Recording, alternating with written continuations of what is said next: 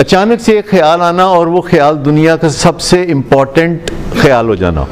अचानक से एक ख्याल आना और सेलियंसी का फीचर हो जाना। सेलियंसी का मतलब है कि एक ख्याल आपको आया है रात के 12:35 पे कि पिज़्ज़ा खाना चाहिए, ठीक, और फ़कत 5 मिनट में ये दुनिया का सबसे इम्पॉर्टेंट ख्याल आपका बन गया है। कहते होते हो ही कुछ नहीं हो सकता, बस अपने इम्पल्स को कंट्रोल करना, कि जो अचानक ख्याल आता है उस ख्याल को फ़ौरन दबोच लेना कि ख़बरदार ज़्यादा परपुरज़े नहीं फैलाना, क्योंकि वो ख्याल बहुत बढ़ना शुरू हो जाता है कुछ लोगों में। इसे सेलियंसी कहते हैं, सेलियंसी, कि एक गैर अहम चीज़ फ़ौरन ही बहुत अहम हो जाती है।